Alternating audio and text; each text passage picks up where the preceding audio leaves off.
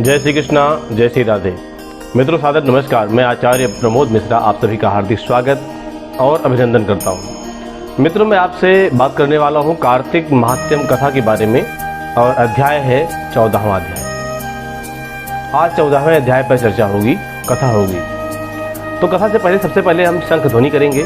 शंख ध्वनि के उपरांत भगवान नारायण के गुणों का गान, संकीर्तन और उपरांत कथा। तो सबसे पहले हम शंख ध्वनि करते हैं।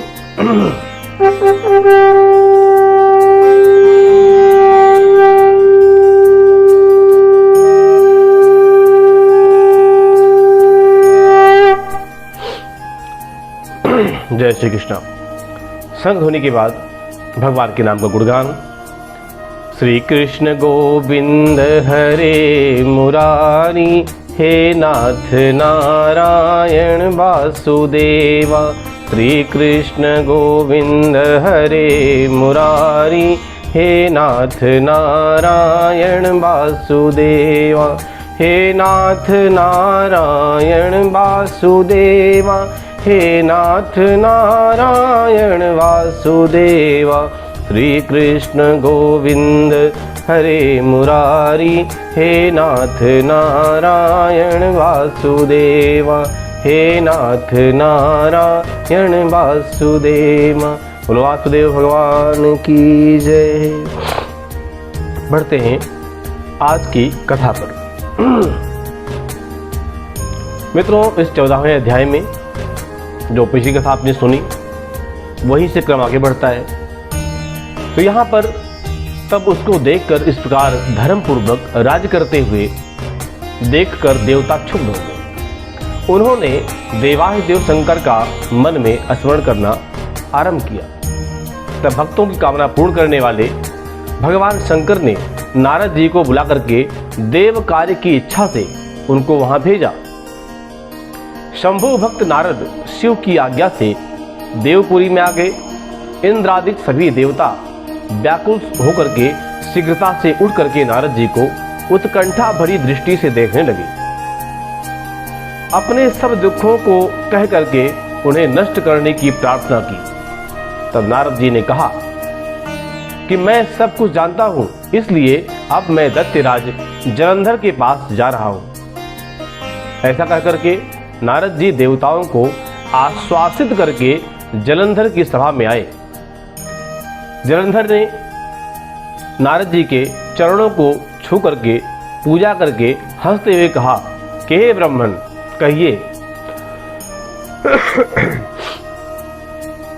आप कहां से आए हैं, यहां कैसे आए हैं?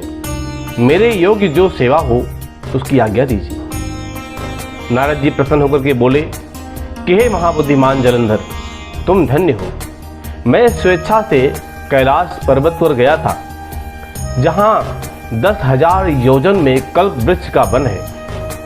वहां मैंने सैकड़ों कामधेनुओं को विचरते हुए देखा तथा यह भी देखा कि वह चिंतामणि से प्रकाशित परम दिव्य, अद्भुत और सब कुछ सुवर्णमय है। मैंने वहां पार्वती के साथ स्थित शंकर जी को भी देखा, जो सर्वांग सुंदर, गौरवर्ण, त्रिनेत्र और मस्तक पर चंद्रमा धारण किए हुए हैं। उन्हें देखकर मुझे बड़ा आश्चर्य हुआ कि इनके समान समृद्धशाली त्रिलोकी में कोई नहीं है। हे दैत्येंद्र, उसी समय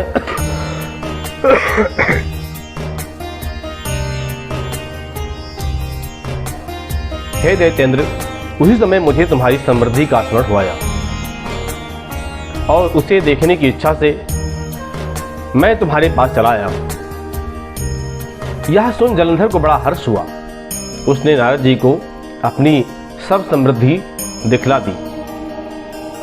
उसे देख नारद ने जलंधर की बड़ी प्रशंसा की और कहा कि निश्चय ही तुम त्रिलोकपति होने के योग्य हो। ब्रह्मा जी का हंस युक्त विमान तुम ले आए हो और देवलोक, पाताल लोक और पृथ्वी पर जितने भी रत्न आदि हैं वह सब तुम्हारी ही तो हैं। ऐरावत, उच्च श्रवा घोड़ा, कल्प वृक्ष और कुबेर की निधि भी तुम्हारे पास है। मणियों और रत्नों के ढेर भी तुम्हारे पास लगे हुए हैं। इससे मैं बड़ा प्रसन्न हूं, परंतु तुम्हारे पास कोई स्त्री रत्न नहीं है। उसके बिना तुम्हारा यह सब कुछ फीका पड़ रहा है। तुम किसी स्त्री रत्न को ग्रहण करो। नारद जी के ऐसे वचन सुन करके दैत्यराज काम से व्याकुल हो गया। उसने नारद जी को प्रणाम करके पूछा कि ऐसी स्त्री कहाँ मिलेगी जो सब रत्नों में श्रेष्ठ हो। नारद जी ने कहा, ऐसा रत्न तो कैलाश पर्वत में योगी शंकर के पास ही है। उनकी सर्वांग सुंदरी पत्नी देवी पार्वती बहुत ही मनोहर है। उनके समान सुंदरी मैं किसी को नहीं देखता हूं। उनके उस रत्न की उपमा तीनों लोकों में कहीं भी नहीं है। देवर्षि उस दैत्य से ऐसा कह करके देव कार्य करने की इच्छा से आकाश मार्ग में चले गए। हे वैष्णव जनों, आपको ये हमारा कार्यक्रम कैसा लगता है? क्योंकि कथा यहीं पर विश्राम देती है आज की कथा। तो मेरा निवेदन है कि अगर आपको इस विषय में कहीं कोई कमियां दिखती हो, कुछ लगता हो, कोई शिकायत हो या कोई लालसा हो, कोई प्रश्न है, तो आप मुझे कमेंट में जरूर कीजिएगा। साथ साथ अगर हमारा ये कार्यक्रम आपको ज्ञानवर्धक लगता है, शिक्षावर्धक लगता है, आध्यात्मिकता से भरा हुआ लगता है, तो आप हमारे इस चैनल को सब्सक्राइब भी करें। हमारे पेज आचार्य प्रमोद मिश्रा गूगल पर भी है, वहाँ पर आप देख सकते हैं। साथ साथ इंस्टा पर, फेसबुक पर आप यहाँ पर भी हमें फॉलो कर सकते हैं। तो आप से मैं आज्ञा लेता हूँ, इस विषय को यहीं समाप्त करते हैं। अगले अध्याय में आपसे मिलते हैं, तब तक मुझे दीजिए आज्ञा। जय श्री कृष्णा, जय श्री राम।